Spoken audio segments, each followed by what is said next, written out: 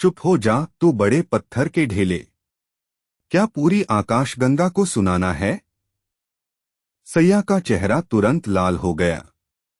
वह झट से आगे बढ़ा और दोनों हाथों से डाउनटन का विशाल पत्थरीला मुंह ढकने की कोशिश करते हुए चिल्लाया, मैंने कहा था ना, ये टॉप सीक्रेट है।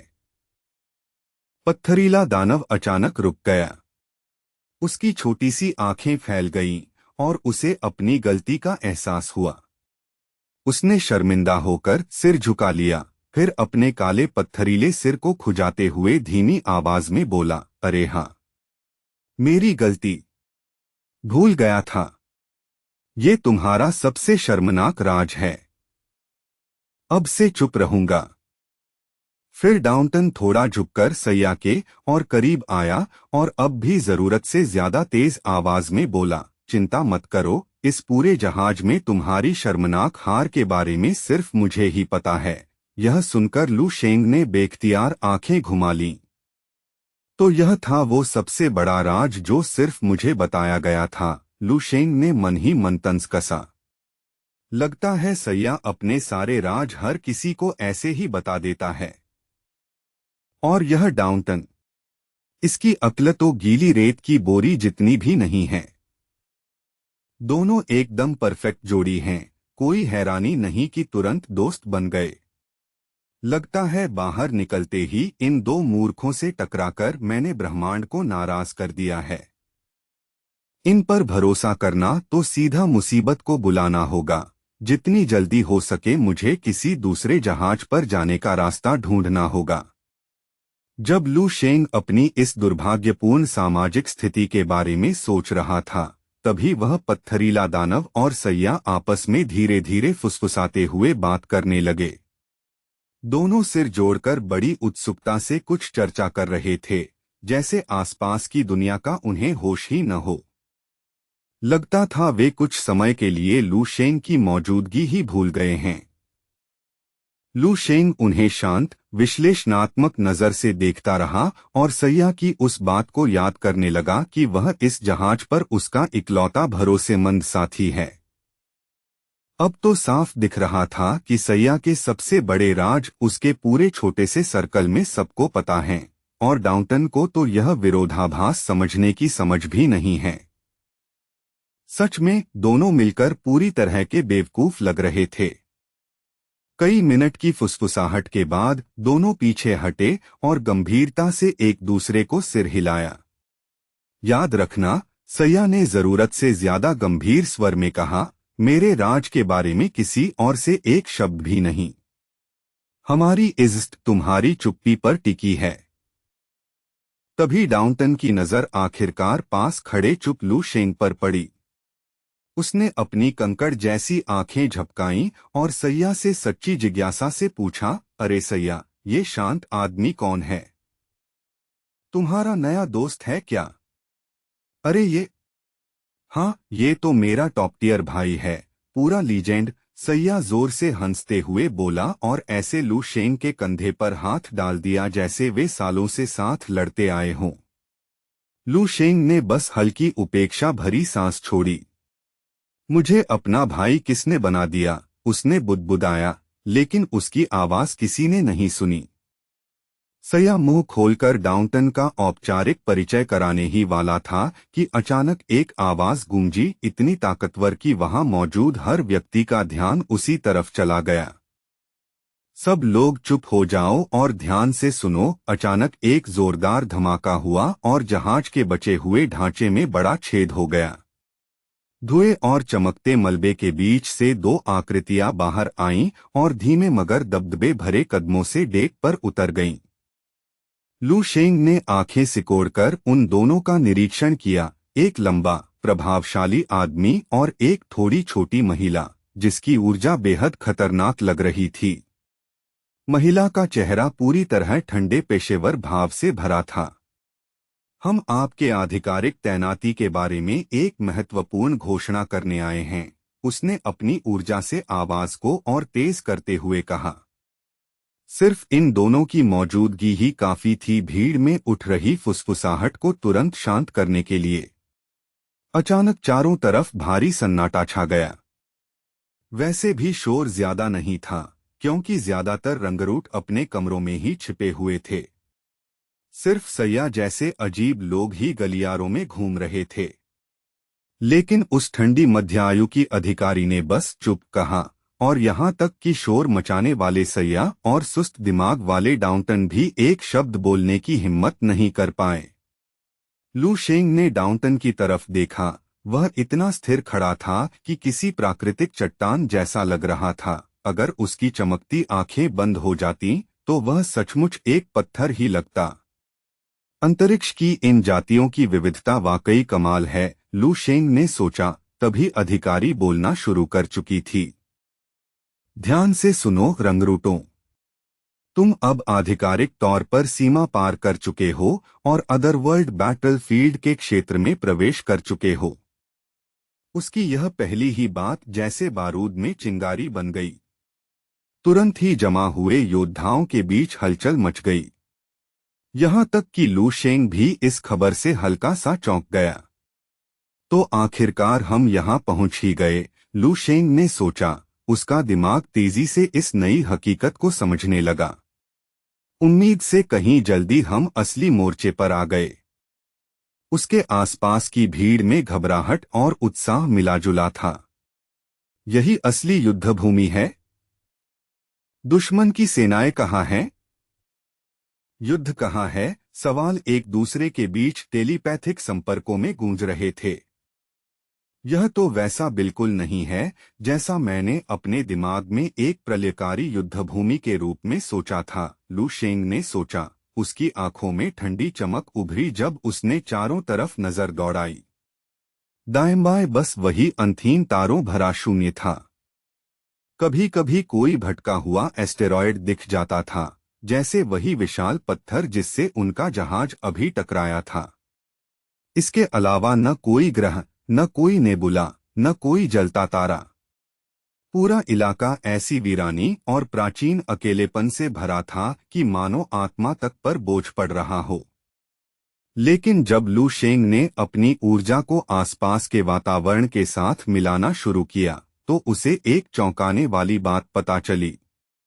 यहाँ की प्राकृतिक ऊर्जा जानी पहचानी तारों भरी दुनिया से कहीं ज्यादा घनी और शक्तिशाली थी। मानो आकाश और धरती के तत्व बेहद सक्रिय अवस्था में हों। अगर मैं यहाँ साधना करूँ तो मेरी प्रगति 2 या 300% तक तेज हो सकती है, उसने रुचि के साथ अनुमान लगाया। यह एहसास धीरे धीरे बाकी लोगों को भी होने लगा और माहौल डर से बदलकर लालच में बदल गया। हे भगवान, यह तो साधना के लिए खजाने जैसी जगह है।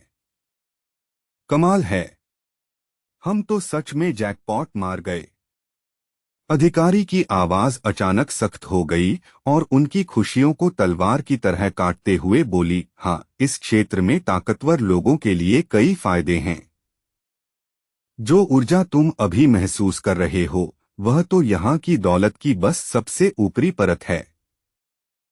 लेकिन लालच में अंधे मत बनो, उसने चेतावनी दी। उसकी नजरें रंगरूटों के चेहरों पर घूम रही थीं। इस पल से तुम शिकार हो। किसी भी सेकंड लेवल 12, 13 या यहाँ तक कि डरावने लेवल 14 के शून्य दैत्य तुम पर हमला कर सकते हैं। अगर किस्मत ने साथ नहीं दिया या ताकत कम पड़ी तो यहाँ तुम्हें बस ठंडी और भुला दी गई कब्र मिलेगी। यह कठोर चेतावनी देने के बाद उसने हल्की सूखी हंसी छोड़ी, जिससे सुनने वालों की रीढ़ में सिहरन दौड़ गई। सबकी नजरें उस ठंडी महिला पर टिकी थीं, जो जले हुए डेक के कोने में अंधेरे के खिलाफ एक साया बनकर खड़ी थी। लेकिन साल पर इस चेतावनी का कोई असर नहीं हुआ। उसने अपनी चमकती तलवार ऊपर उठाई और उसकी आंखों में लगभग पागलपन जैसा उत्साह चमक उठा। यह माहौल बिल्कुल सही है, उसने आसमान की तरफ चिल्लाकर कहा। यही वह भट्ठी है जिसमें मैं अपनी राह को और मजबूत करूंगा। साल की इस हरकत से बाकी लोग भी जोश में आ गए। वह सही कह रहा है। आने दो उन दैत्यों को, जितने आएंगे उतने काट गिराऊंगा। हाँ, हम यहाँ किसी गड्ढे में छिपने नहीं आए। अधिकारी का चेहरा अब भी बर्फ जैसा शांत था। उसने इस तरह का नौजवानों का घमंड अनगिनत बार देखा था। अपने अपने तारकीय क्षेत्रों के ये तथाकथित चुने हुए लोग अक्सर उस खतरे को समझ ही नहीं पाते थे जिसके लिए उन्होंने अभी तक खून नहीं बहाया था। इसी शोर के बीच एक रंगरूट ने व्यावहारिक सवाल पूछा, ऑफिसर, हमारी व्यवस्था का क्या? क्या मानव गठबंधन ने अदरवर्ल्ड बैटलफील्ड में कोई मुख्य बेस नहीं बनाया? यह सवाल सबके मन में था। सही कहा। हम हमेशा खुले अंतरिक्ष में तो नहीं रह सकते। हमारे लिए सुरक्षित जगह कहाँ है? लू शेंग के मन में भी यही सवाल था। मानव जाति यहाँ यूं ही बेतरतीब घूमकर तो जिंदा नहीं रह सकती, उसने सोचा। कमांड स्ट्रक्चर कहाँ है? वे किलेबंद ठिकाने कहाँ हैं जो इस मोर्चे को संभाले हुए हैं? यह ठीक सवाल है, अधिकारी ने कंधे उचकाते हुए कहा। 100 स्टार रीजन्स स्वाभाविक रूप से किलेबंद बेस बनाए रखते हैं। उनके बिना इस मोर्चे को बनाए रखना या नकारात्मक ऊर्जा और एलियन दैत्यों को सभ्य ब्रह्मांड में घुसने से रोकना असंभव होता। लेकिन उसने आगे समझाते हुए कहा, अदरवर्ल्ड बैटलफील्ड में स्पेसटाइम के निर्देशांक बेहद अस्थिर रहते हैं और लगातार बदलते रहते हैं। सामान्य हाइपरस्पेस ड्राइव यहाँ काम नहीं करता, वह किसी बेस की स्थिर स्थिति को ठीक से लॉक नहीं कर पाता। इसका मतलब है कि हमारे मौजूदा ड्रॉप पॉइंट से बेस तक पहुंचने के लिए हमें अपनी ही ताकत से काफी लंबी दूरी तय करनी होगी। इसके अलावा लगता है इस मिशन में तुम्हारी किस्मत भी कुछ खास अच्छी नहीं है, उसने हल्की सी क्रूर मुस्कान के साथ जोड़ा। हमारे आगे जो सबसे नजदीकी मानव चौकी है वह काफी दूर है और वहां तक का रास्ता बिल्कुल भी सुरक्षित नहीं है। खामोशी को एक भारी गूंजती आवाज ने तोड़ा। सैया और लू शेंग के पास खड़े ओब्सीडियन दानव डाउंटन ने वही सवाल पूछ लिया जो सबके मन में था। अगर दूरी इतनी ज्यादा है तो हम स्पेसशिप का इस्तेमाल करके सीधे वहां क्यों नहीं पहुंचते? हमें खुले शून्य में उड़ते हुए क्यों जाना पड़ रहा है? बर्फ जैसी ठंडी एनफोर्सर फल आर्लैंड ने विशाल डाउंटन की तरफ तिरछी नजर डाली और उसके होठों पर हल्की सी व्यंग्य भरी मुस्कान उभरी। उसकी आवाज तेज थी जब उसने जवाब दिया, अगर तुम्हें सच में मरने का इतना शौक है तो जरूर जाओ। यहाँ कोई भी तुम्हें बेवकूफ बनने से रोकने वाला नहीं है। जरा समझदारी से सोचो, तुम मोटे दिमाग वाले पत्थर, वह आगे बोली। लू शेंग यह सब देखते हुए पहले ही बात की असली वजह समझने लगा था।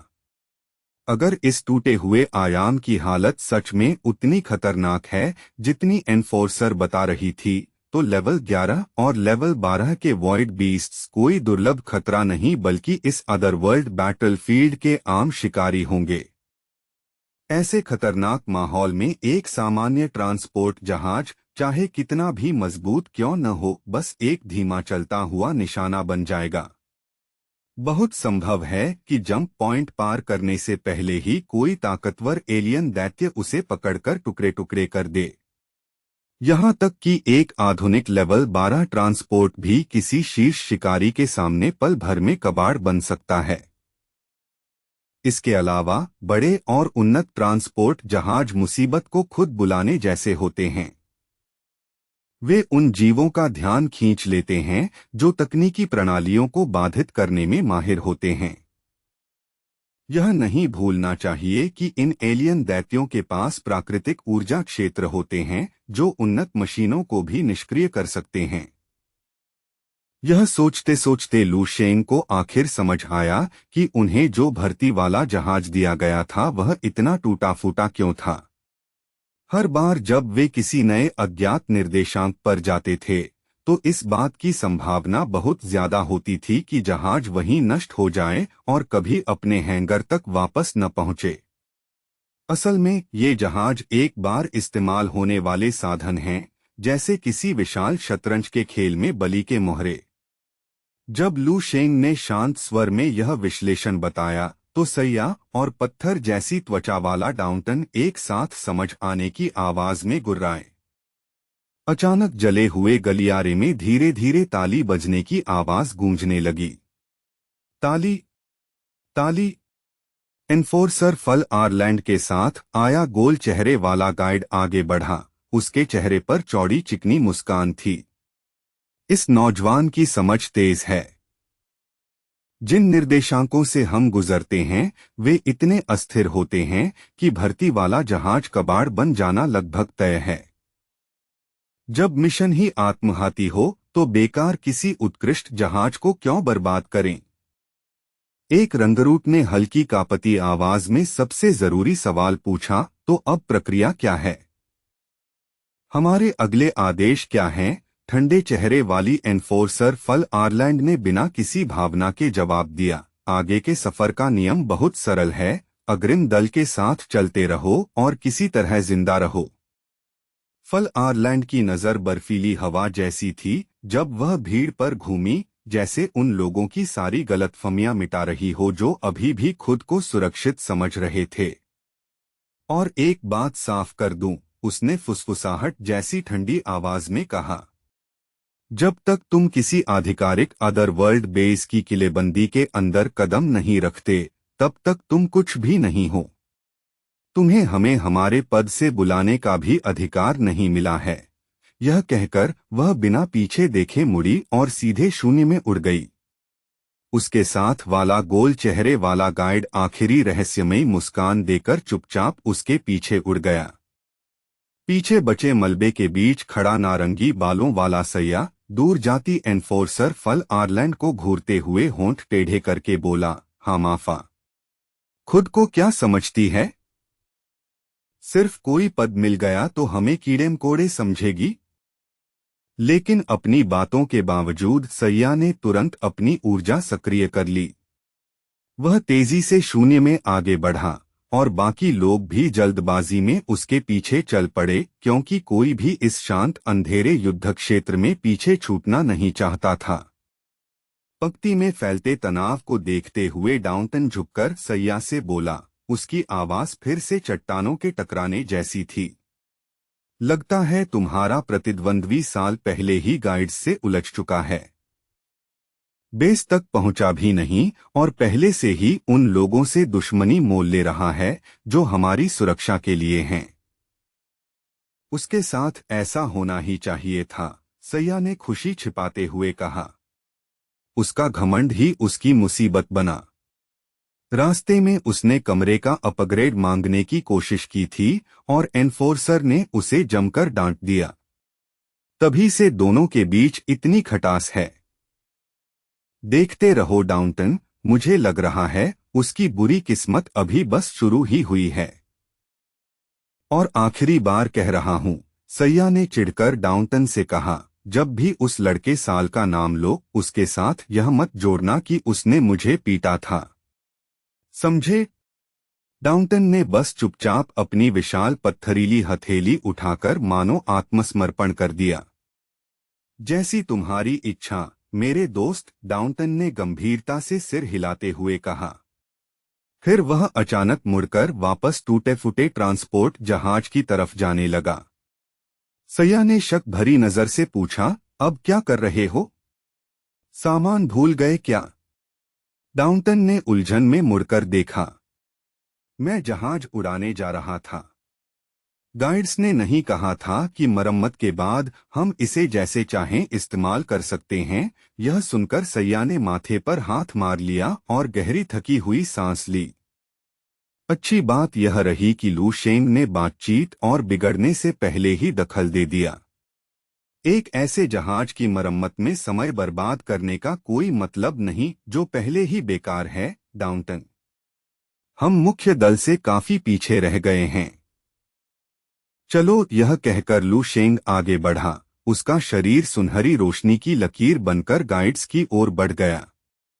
सैया तुरंत उसके पीछे हो लिया और डाउंटन भी जहाज को आखिरी बार देखते हुए आखिरकार उनके पीछे चल पड़ा। शून्य में तेजी से उड़ते हुए सैया लू शेंग के बराबर आ गया और उसका चेहरा अचानक थोड़ा नरम और अजीब सा लगने लगा। डाउंटन को ज्यादा कठोर मत समझना, उसने धीरे से कहा। दिल से वह बुरा इंसान नहीं है, बस उसका दिमाग थोड़ा ज्यादा ही भारी है, सैया ने हल्की मुस्कान के साथ जोड़ा। लू शेंग की आंखों में हल्की चमक आई और वह मुस्कुरा पड़ा। वह डाउंटन है। सच कहूं तो उसके पत्थर जैसे शरीर और स्वभाव को देखकर मुझे लगने लगा था कि उसका नाम मेटापॉड होगा। सैया कुछ पल के लिए चुप रह गया, जैसे समझने की कोशिश कर रहा हो कि इस नाम के पीछे कोई गहरी बात है या नहीं। मेटापॉड, उसे ऐसा क्यों कहोगे? लू शेंग ने कोई जवाब नहीं दिया, बस रहस्यमयी मुस्कान के साथ आगे बढ़ता रहा। रंग बिरंगे रंगरूटों का यह समूह अपने 2 गाइड्स के पीछे गहरे शून्य में उड़ता जा रहा था। उनमें से 80% से भी ज्यादा अनुभवी लेवल 12 योद्धा थे और वे चुपचाप आगे उड़ते जा रहे थे। उनकी नजरें सिर्फ उन गाइड्स की झिलमिलाती आकृतियों पर टिकी थीं जो उन्हें अज्ञात दिशा में ले जा रहे थे। लू शेंग के पास की तरफ लेवल 11 के 1 दर्जन से ज्यादा मार्शल आर्टिस्ट छोटे छोटे समूहों में उड़ रहे थे, 3-5 के झुंड बनाकर।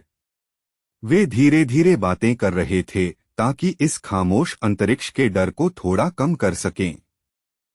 लेकिन यह शांत माहौल बार बार सैया की लगातार बकबक और डाउंटन की सीधी सादी टिप्पणियों से टूट जाता था।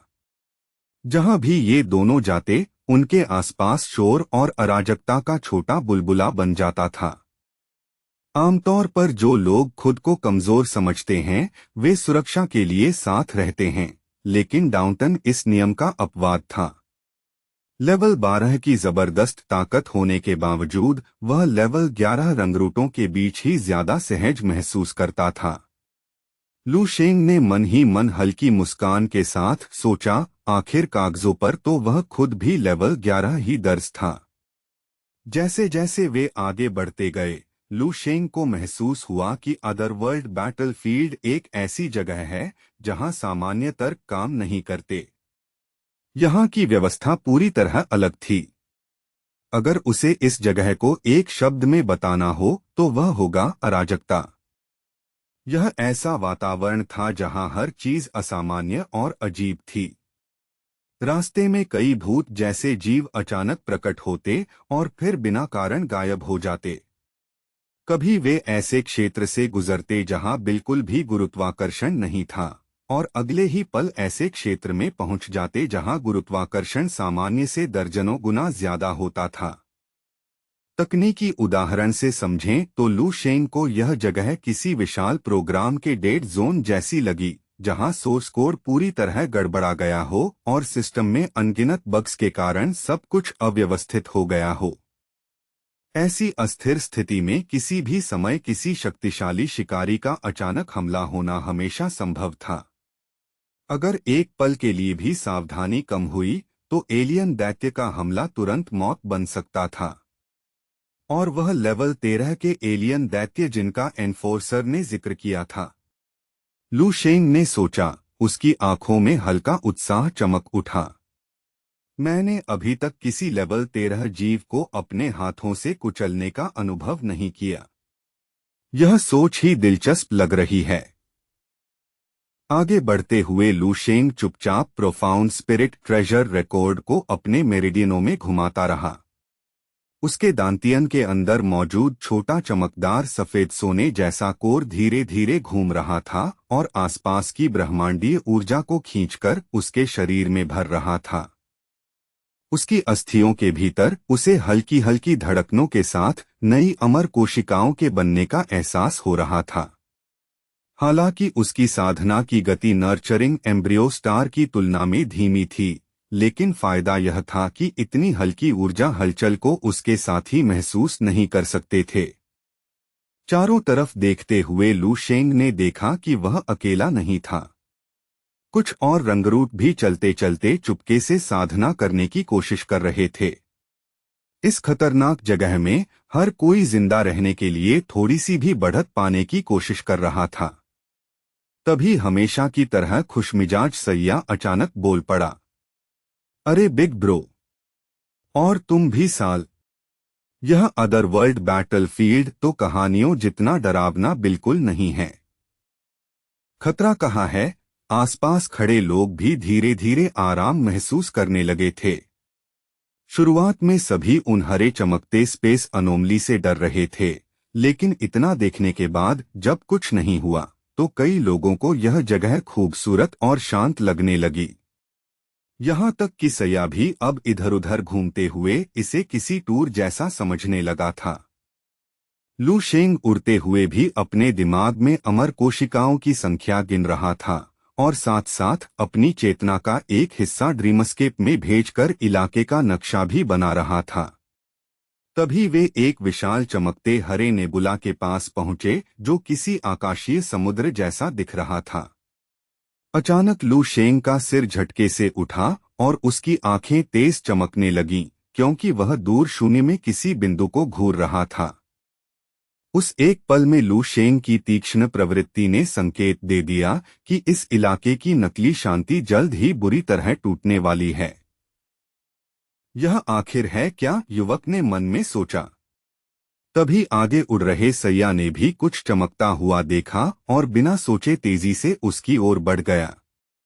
डाउनटन ने यह देखा तो घबरा गया। सैया, क्या कर रहे हो? वापस लाइन में आओ। लेकिन सैया जैसे किसी अदृश्य आकर्षण से खिंच गया था। वह और तेज उड़ते हुए चिल्लाया, इन्हें देखो, इतने सारे अजीब जीव मैंने पहले कभी नहीं देखे। सैया सीधे उस विशाल हरे स्पेस समुद्र के बीच जा घुसा। पीछे उड़ रहे योद्धा हैरानी और झुंझलाहट से उसे देखने लगे। यह बेवकूफ क्या कर रहा है? क्या उसे लगता है कि वह मछली पकड़ रहा है? एक रंगरूट झल्लाकर बोला। क्या उसे लगता है हम पिकनिक मनाने आए हैं? दूसरे ने मजाक उड़ाया। तभी हरे कोहरे के अंदर से सैया की खुश आवाज गूंजी। हाँ हाँ, पकड़ लिया। इसे देखो कितना शानदार है।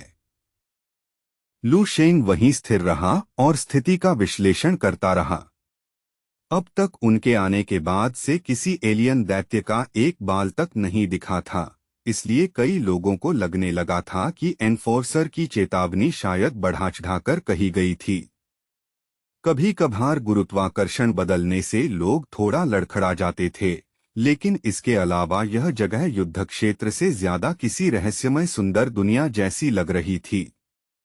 इतनी शांत कि सैया जैसा मूर्ख भी इसे खेल का मैदान समझने लगा था। अचानक लू शेंग की संवेदनाओं ने शून्य में हल्की सी हलचल पकड़ी। उसने धीमी आवाज में कहा, वो रहा। आखिर उस हरे समुद्र की छाया में क्या छिपा है? अगले ही पल वह हल्की सी लहर लू शेंग के दिमाग में घातक खतरे की विशाल लहर बन गई। बिना कुछ कहे लू शेंग बिजली की तरह आगे बढ़ा और सैया के कंधे पर जोर से हाथ रखकर उसे वहीं रोक दिया, इससे पहले कि वह और अंदर घुस पाता। लू शेंग की आवाज धीमी लेकिन बेहद गंभीर थी। तुरंत यह बेवकूफी बंद करो। अपनी रक्षा मजबूत करो और तुरंत लड़ाई के लिए तैयार हो जाओ। सैया कुछ पल के लिए हैरान रह गया। रुको, क्या क्या हो रहा है?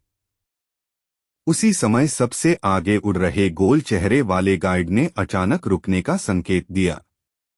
पूरा समूह तुरंत रुक गया और फिर से भारी खामोशी छा गई। किसी ने भी आदेश पर सवाल नहीं उठाया। फिर मध्यायु एनफोर्सर की ठंडी आवाज शून्य में गूंजी। इस ऊर्जा को मैं पहचानती हूं। इसमें कोई शक नहीं। यह अदरवर्ल्ड बैटलफील्ड के एक उच्चस्तरीय शीर्ष शिकारी की आभा है।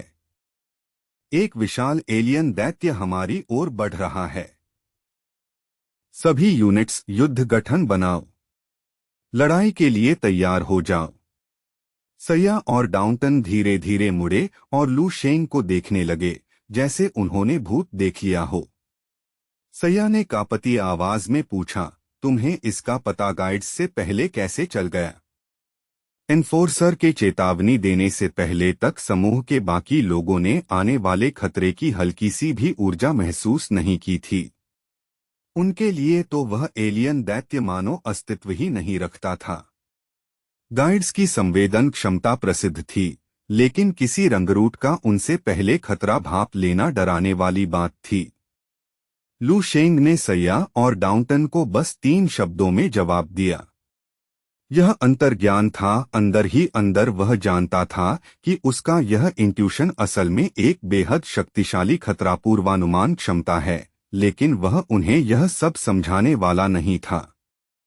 यमुस्टार छोड़ने के बाद से लू शेंग ने मन ही मन सोचा, उसका अब तक किसी उच्चस्तरीय एलियन दैत्य से असली सामना नहीं हुआ था। सच कहें तो अपनी कोशिकाओं में हुए बदलावों को छोड़कर उसने लेवल 9 से ऊपर के किसी जीव को उसकी असली रूप में कभी देखा ही नहीं था। अब उसे अपना जवाब मिलने ही वाला था। लेवल 10 के दैत्य तो बस लेवल 9 के बड़े रूप जैसे होते हैं, लेकिन लेवल 11 पर पहुंचते ही उनमें असली बदलाव आता है। उनका आकार अक्सर छोटा होने लगता है, लेकिन ताकत और घनत्व कई गुना बढ़ जाता है। अभी भी हैरानी से उबर रहा डाउंटन बस इतना ही बोल पाया, इतनी शक्तिशाली मार्शियल इंट्यूशन, यह तो मैंने कभी सुना ही नहीं। सैया कुछ और पूछने ही वाला था कि अचानक दक्षिण पश्चिम की ओर का दृश्य देखकर उसकी आवाज रुक गई। वहां एक विशाल काला घूमता हुआ बादल उनकी ओर बढ़ रहा था, और उसके आगे बढ़ते ही आसमान के तारे एक एक करके गायब हो रहे थे। लू शेंग ने आंखें सिकोड़ लीं और धुंध के पार झांकते हुए आते हुए एलियन दैत्यों के झुंड को परखा, खासकर उस सबसे भारी और दम घोंट देने वाली आभा पर ध्यान दिया जो उनके बीच से निकल रही थी। इन दैत्यों के शरीर बेहद विकृत और अजीब थे, जैसे प्रकृति ने हर संभव डरावनी बनावट और नुकीले आकारों के साथ प्रयोग किया हो। हर जीव में अलग अलग डरावनी विशेषताएं थीं, लेकिन हैरानी की बात यह थी कि उनमें से कोई भी बहुत विशाल नहीं था। सबसे बड़ा भी मुश्किल से 10 मीटर ऊंचा होगा। इस पूरे झुंड के बीचों बीच एक लेवल 12 एलियन दैत्य नेता था, जो बेपरवाही से एक लेवल 9 और एक लेवल 11 दैत्य के ऊपर बैठा था, जैसे वे उसके लिए सिर्फ सवारी हों। इन एलियन दैत्यों का यह अग्रिम दल दूर से बेहद डरावना दिखाई दे रहा था, ऐसा कि कमजोर योद्धा इसे देखकर कांप उठें। लेकिन जब ध्यान से देखा गया तो असलियत साफ हो गई। ज्यादातर दैत्य लेवल 11 और लेवल 12 के थे, और हर एक पहले से ज्यादा विकृत दिख रहा था। उनमें से एक खास तौर पर घिनौना था, एक विशाल शरीर वाला विकृत राक्षस जिसके 3 सिर थे, और उसके पूरे धड़ और हाथ पैरों पर सैकड़ों गीली फड़कती आंखें उगी हुई थीं जो पागलपन भरी भूख के साथ चारों तरफ देख रही थीं। जैसे ही इस आंखों से भरे राक्षस ने मानव समूह को देखा, उसकी हर आंख बेतहाशा घूमने लगी। लेकिन मानव दल की ताकत के सामने उसका डरावना रूप ज्यादा असरदार नहीं था। यहाँ सबसे कमजोर इंसान भी लेवल 11 था, और लेवल 12 विशेषज्ञों की संख्या 50 से ज्यादा थी। अनुभवी योद्धाओं की नजर में यह दैत्य दल बस एक छोटी सी रुकावट था, कोई गंभीर खतरा नहीं। मानव दल के बाकी लोगों ने भी जल्द ही आने वाले खतरे को देख लिया। जैसे ही 7 मुख्य एलियन दैत्य पूरी तरह सामने आए, समूह में एक पल के लिए तनाव फैला, लेकिन तुरंत ही सब शांत हो गए क्योंकि ताकत का अंतर साफ दिख रहा था। डॉन किंग्स ने अपनी तेज नजरों के साथ चुप्पी तोड़ी। क्या देख रहे हो तुम लोग? उसने ठंडी आवाज में कहा। क्या ऐसे खड़े हो जैसे हम तुम्हारे लिए रास्ता साफ करेंगे? उसकी डांट की गूंज अभी खत्म भी नहीं हुई थी कि मानव दल से एक नारंगी लाल ऊर्जा की लकीर बिजली की तरह निकलकर आगे बढ़ी। वह था युवा प्रतिभाशाली योद्धा साल, जो मिशन की शुरुआत से ही शानदार प्रदर्शन कर रहा था। उसकी गति इतनी तेज थी कि उसके पीछे गर्म हवा की चमकती लकीर बन गई। सिर्फ एक पल में साल 7 एलियन दैत्यों के सामने पहुंच गया, जैसे मौत अचानक उनके सामने प्रकट हो गई हो। किसी को भी उसकी चाल समझने का मौका नहीं मिला, और उसने सीधे लेवल 12 दैत्य नेता पर जोरदार मुक्का मारा। यह वार गिरते पहाड़ जैसा भारी था और हवा तक उसके दबाव से कांप उठी। सबको साफ दिख गया कि साल ने जानबूझकर सबसे खतरनाक लक्ष्य चुना था, लेवल 12 नेता को। वह अपनी ताकत को परखना चाहता था। उसका यह अचानक हमला देखकर लोग कुछ पल के लिए चुप रह गए। किसी ने धीरे से कहा, यह क्या था? मानव की इस भयानक गति से चौंककर एलियन दैत्य नेता ने तेज चीख निकाली, जो धातु के घिसने जैसी सुनाई दे रही थी। अगले ही पल पूरा इलाका धूल और ऊर्जा तरंगों से भर गया। साल सीधे उस शक्तिशाली दैत्य से भिड़ गया। वह सिर्फ लड़ नहीं रहा था, वह पूरे युद्ध क्षेत्र पर हावी था। उसके हर वार में जानलेवा सटीकता थी। साल की आंखों में घमंडी तिरस्कार जल रहा था। वह अपने सामने खड़े दैत्य को ऐसे देख रहा था जैसे वह कोई कीड़ा हो। उसकी शक्ति इतनी भारी थी कि लेवल 12 दैत्य भी उसके सामने छोटा लगने लगा। कचरा, उसने थूकते हुए कहा। मर जाओ। साल गरजा। अगले ही पल उसने अपनी हथेली को पंजे की तरह मोड़कर नियम शक्ति से भर दिया और सीधा दैत्य के सीने में घुसा दिया। मांस फटने और हड्डियां टूटने की आवाज ऊर्जा की लहर में दब गई। उसका हाथ दूसरी तरफ निकल गया और उसी वार में दैत्य की जान खत्म हो गई। जब उसने हाथ बाहर निकाला तो उस पर अभी भी गर्म लाल खून लगा हुआ था। तभी उसने देखा कि दैत्य के सीने के अंदर हल्की बैंगनी रोशनी चमक रही है। उसने हाथ डालकर एक चमकता बैंगनी रत्न निकाला, एक उच्च स्तरीय ऊर्जा कोर। उसे हाथ में लेकर उसने महसूस किया कि उसमें बेहद शक्तिशाली ऊर्जा धड़क रही है। उस रत्न में इतनी शुद्ध ब्रह्मांडीय ऊर्जा थी कि वह मानो खुद ब्रह्मांड के रहस्य समेटे हुए था। बिना सोचे साल ने उसे सीधे मुंह में डाल लिया और दांतों से चबा लिया। तुरंत उसके शरीर से ऊर्जा का विस्फोट हुआ। उसके पीछे दो चमकती नियम गैलेक्सियां प्रकट हो गईं, जो पूरे युद्ध क्षेत्र को रोशन कर रही थीं। ये दोनों नियम गैलेक्सियां तेजी से घूमीं और फिर उसके शरीर में समा गईं, उसकी नींव को मजबूत करते हुए। थोड़ी देर बाद उसके पीछे तीसरी गैलेक्सी बनने लगी, लेकिन वह अभी पूरी तरह स्थिर नहीं थी। हाँ? साल चिल्लाया। इस कोर में सच में नियमों के टुकड़े मौजूद हैं। इस एक कोर ने मुझे दशकों की साधना बचा दी। साल की ऊर्जा लहर की तरह बढ़ गई।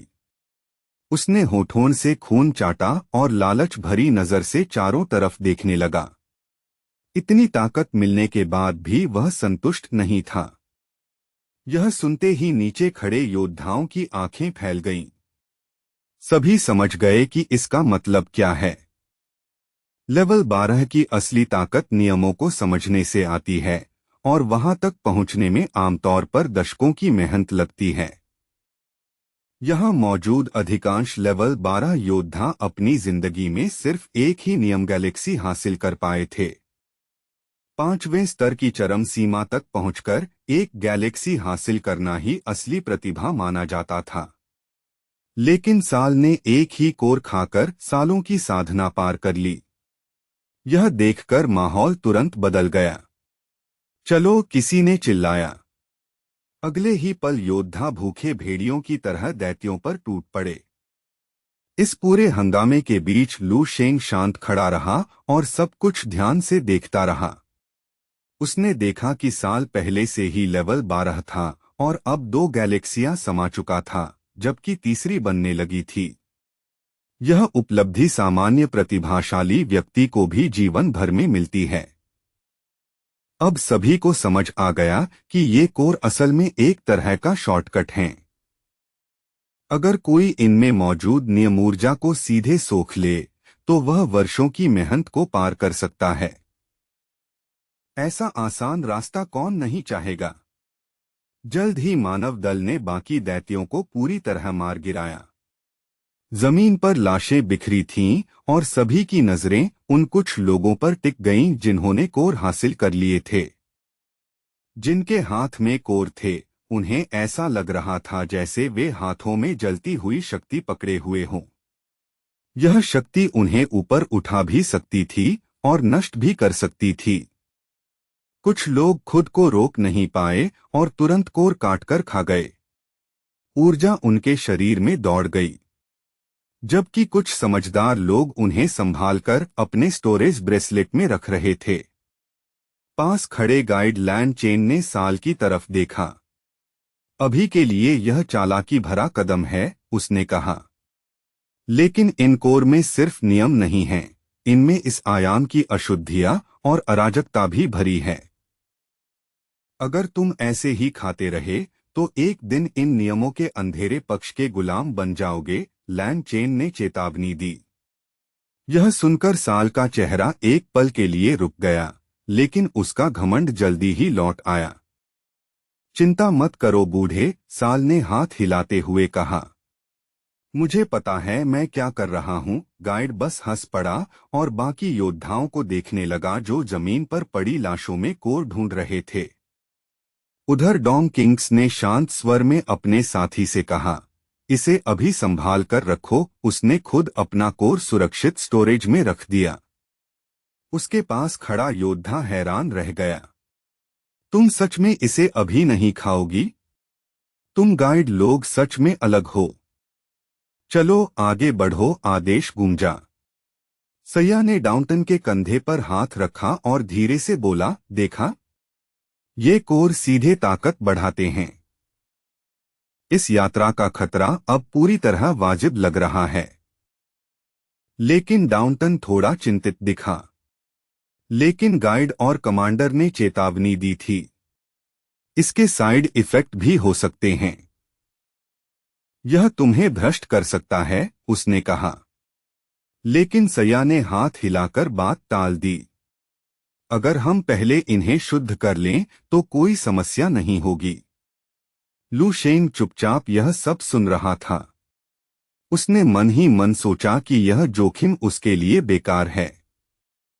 इन कोर से मिलने वाला फायदा उसके ड्रीम स्पेस में मिलने वाली शक्ति के सामने कुछ भी नहीं था। आगे बढ़ते हुए उन्होंने कई और दैत्यों के झुंड देखे और हर बार योद्धा उन पर टूट पड़ते। लेकिन उच्च स्तर के दैत्य इतने ज्यादा नहीं थे कि सबको कोर मिल सके। लेवल 12 योद्धा लगभग सारे कोर ले लेते, जिससे लेवल 11 योद्धाओं में नाराजगी बढ़ने लगी। सैया दूर से यह सब देख रहा था और उसके चेहरे पर निराशा आ गई। धत, उसने कहा, हम लेवल 11 वालों को तो कुछ मिल ही नहीं रहा। यह देखकर डाउंटन ने अपनी जेब से एक छोटा काला कोर निकाला और सैया की तरफ बढ़ा दिया। ले लो, तुम्हें दे देता हूं। सैया कुछ पल के लिए चुप रहा, फिर सिर हिलाकर बोला, नहीं, मैं खुद शिकार करूंगा। लेकिन तभी किसी ने उसका हाथ पकड़ लिया।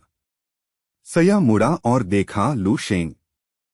लू शेंग ने शांत लेकिन मजबूत आवाज में कहा, शांत रहो सैया, यह कोई खेल का मैदान नहीं है।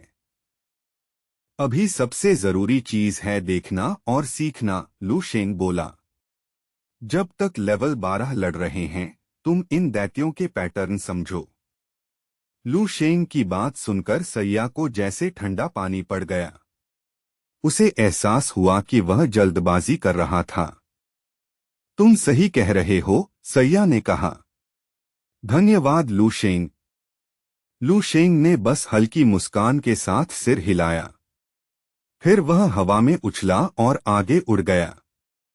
सैया उसे जाते हुए देखता रहा और सोचने लगा, लू शेंग असल में है कौन? अब सैया और डाउंटन दोनों बार बार लू शेंग को देखने लगे। सैया मन ही मन सोच रहा था, यह आदमी दिखने में साधारण है, लेकिन उसकी शांति बिल्कुल अलग है। उसने महसूस किया कि ऐसी आभा उसने सिर्फ बड़े उस्तादों में देखी थी। इसका मतलब साफ था, लू शेंग या तो बेहद शक्तिशाली पृष्ठभूमि से है या खुद ही बेहद खतरनाक ताकत छुपाए हुए है। यह सोचकर सैया के अंदर अजीब उत्साह पैदा हो गया, क्योंकि इस भयानक युद्धभूमि में उसे दो असली साथी मिल गए थे, ईमानदार डाउंटन और रहस्यमय लू शेंग। इनके साथ होने से यह डरावनी दुनिया थोड़ी कम खतरनाक लगने लगी। सैया का दिमाग अचानक घर की उस अजीब बूढ़े आदमी की बातों पर चला गया, जो खुद को भविष्यवक्ता कहता था और हमेशा धुएं और रहस्यमयी माहौल में बैठा रहता था। उस बूढ़े ने एक बार उससे कहा था, सुन लड़के, बहुत जल्द किस्मत तुझ पर ऐसे मेहरबान होगी जैसा तूने कभी सोचा भी नहीं होगा। उस समय सैया ने इसे पागल बूढ़े की बकवास समझकर हंसकर टाल दिया था। लेकिन अब इस वीरान ब्रह्मांडीय युद्धभूमि के बीच खड़े होकर उसके मन में सवाल उठा, क्या वह बूढ़ा सच में सही था? क्या यह खतरनाक दूसरे आयाम का युद्ध क्षेत्र उसकी जिंदगी का असली मोड़ बनने वाला था?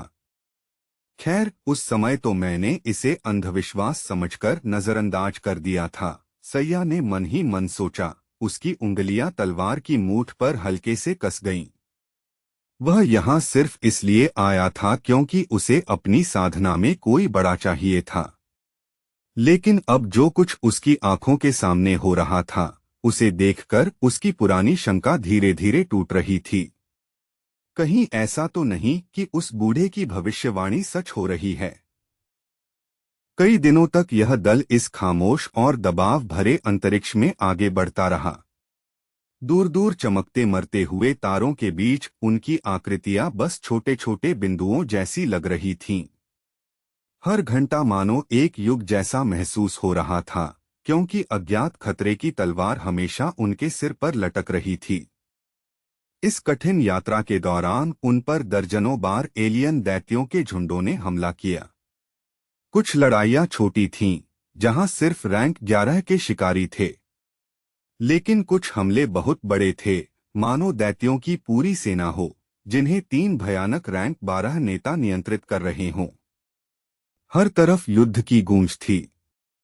मानव योद्धा सिर्फ बचने के लिए नहीं लड़ रहे थे, वे लालच के साथ लड़ रहे थे। उनकी आवाजें कम्युनिकेशन लिंक में गूंज रही थीं। सबको खत्म कर दो, एक भी मत छोड़ना। उनका असली लक्ष्य साफ था, कोर निकालो।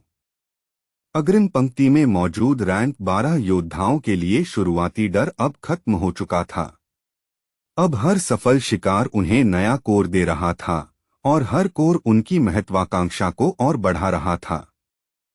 जब बाकी लोगों ने देखा कि कोर खाने से सच में ताकत बढ़ती है, तो कई योद्धाओं ने सावधानी छोड़ दी।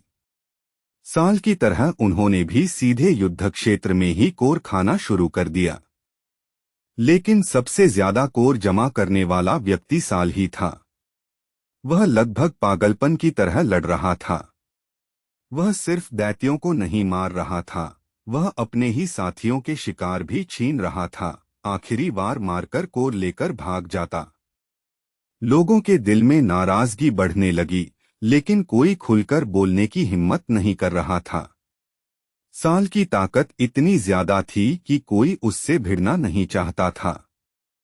हर कोर खाने के बाद साल की ताकत साफ दिखाई देने वाली छलांग लगा रही थी। उसके शरीर से निकलती गर्मी हवा को भी हिलाने लगी थी। इससे उसका घमंड और बढ़ गया। लेकिन साल अकेला नहीं था जो कोर इकट्ठा कर रहा था। दूसरा सबसे सफल व्यक्ति था मियाओ रेंगशियोंग।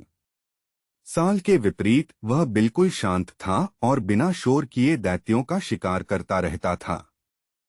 एक लड़ाई में जब मियाओ रेंगशियोंग एक दैत्य को खत्म करने ही वाला था, तभी एक रैंक 12 योद्धा बीच में आ गया और कोर छीनकर हंसते हुए बोला, अब यह मेरा है। लेकिन उस साधारण दिखने वाले आदमी के अंदर असली ताकत छिपी थी। जैसे ही चोर जाने लगा, मियाओ रेंगशियोंग की आभा अचानक शांत झील से तूफान में बदल गई। उसने जोर से कहा, अरे तुम सच में सोचते हो कि मेरा शिकार चुरा सकते हो? उसकी ऊर्जा अचानक विस्फोट की तरह फैल गई और सभी समझ गए, यह आदमी भी साल जितना ही खतरनाक है। उसी समय दूसरी ओर साल की आवाज फिर गूंज रही थी। उसकी चीखें अब कुछ पागलपन जैसी लगने लगी थीं। मारो, सबको मारो। साल चीख रहा था और पागलों की तरह हंस रहा था। सैया और डाउनटन घृणा से उसे देख रहे थे। सैया बोला, यह कमीना अब रैंक 10 के दैत्यों तक भी हमसे छीन रहा है। डाउंटन ने गुस्से में मुट्ठियां भींच लीं। अगर मेरे पास ताकत होती तो मैं इसे सबक जरूर सिखाता। सैया चौंक गया। तुम सच में उससे लड़ने की सोच रहे हो? लू शेंग चुपचाप यह सब देख रहा था। उसने सोचा, अब यह सिर्फ लालच नहीं है। साल को मियाओ रेंगशियोंग की ताकत ने और उकसा दिया है। अब जब भी नया झुंड आता, साल सबसे पहले हमला करता। पहले रैंक 11 को खत्म करता, फिर रैंक 12 पर जाता। धीरे धीरे उसने रैंक 10 को भी छोड़ना बंद कर दिया। लू शेंग ने मन में सोचा, बेहद घमंडी और मूर्ख। जो अपनी भूख को नियंत्रित नहीं कर सकता, वह योद्धा नहीं। आखिरकार एक योद्धा आगे आया और चिल्लाया, साल, अब बहुत हो गया। उसके बाद दूसरे और तीसरे योद्धा भी आगे आए। हाँ, तुम्हें शर्म नहीं आती? अब शिकायतें हर तरफ से आने लगीं। लेकिन साल बिल्कुल शांत खड़ा रहा और हंसते हुए बोला, अगर इतनी परेशानी है तो आकर मुझसे छीन लो। उसकी आंखों में खतरनाक चमक थी। यह सुनते ही बाकी योद्धाओं के चेहरे बदल गए। यहां तक कि गाइड लैन चेन और डॉम किंग्स भी चिंतित हो गए। अचानक साल बिजली की तरह आगे बढ़ा और पहले बोलने वाले आदमी पर हमला कर दिया। अब वह सिर्फ लड़ नहीं रहा था, वह पूरी तरह गुस्से में था। लैन चेन चिल्लाया, रुको, अभी लड़ाई बंद करो। लेकिन अब देर हो चुकी थी। बाकी लोग भी लड़ाई में कूद पड़े। कुछ ही मिनटों में पूरी टीम आपस में ही लड़ने लगी। साल हंसते हुए बोला, तुम सब कचरा हो। कितने भी लोग इकट्ठा हो जाओ, अंत में हारोगे ही, वह चिल्लाया। सैया घबराकर बोला, इन लोगों को क्या हो गया है? फिर सैया ने साल को देखा जो कई रैंक 12 से घिरा हुआ था। अचानक उसके मन में खतरनाक विचार आया, अगर अभी हमला कर दूं तो शायद उसे मार सकूं। वह हमला करने ही वाला था कि अचानक किसी ने उसका हाथ पकड़ लिया। चटाक, एक जोरदार थप्पड़ उसके चेहरे पर पड़ा। सैया ने देखा लू शेंग। लू शेंग बोला, तुम पर इस आयाम का असर हो रहा था। होश में आओ। सैया के होश उड़ गए। उसने सोचा, मैं क्या करने वाला था? वह पसीने से भीग गया। धन्यवाद लू शेंग। डाउंटन बोला, मुझे भी अजीब लग रहा था। लू शेंग चुप रहा और लड़ाई को देखता रहा। सैया और डाउंटन भी उसकी नजरों का पीछा करते हुए देखने लगे। अब आधी टीम लड़ाई में शामिल हो चुकी थी। और हैरानी की बात, डॉम किंग्स साल की मदद कर रही थी। वह चिल्लाई, सब शांत हो जाओ। सैया बोला, अगर वह मदद न करती तो साल अब तक मर चुका होता। तभी डाउंटन ने उसका कंधा पकड़ लिया। उसने कहा, नहीं सैया, बात कुछ और है। ये लोग सिर्फ लड़ नहीं रहे, ये साल को मारना चाहते हैं। सैया सिहर उठा। उसे अचानक समझ आने लगा कि यह सब सिर्फ झगड़ा नहीं था, कुछ और ही इस सब को नियंत्रित कर रहा था। चारों तरफ बढ़ती पागलपन भरी अफरातफरी, टकराती तलवारों और उफनती ऊर्जा की आवाजों के बीच भी लू शेंग बिल्कुल शांत खड़ा था। मानो पूरे हंगामे के बीच वह अकेला स्थिर द्वीप हो। उसने बाहें बांध रखी थीं और उसकी तेज नजरें सिकुड़ गई थीं, जैसे वह हवा में फैल रही उन अदृश्य और खतरनाक ऊर्जाओं को ध्यान से परख रहा हो। जहां बाकी लोग अपने ही लालच और गुस्से में बहते जा रहे थे, वहीं लू शेंग ने न तो किसी को चेतावनी दी और न ही किसी को रोकने की कोशिश की। वह बस ठंडे दिमाग से सब कुछ देख रहा था, जैसे कोई शिकारी छाया में खड़ा होकर सामने घटती त्रासदी का शांत विश्लेषण कर रहा हो।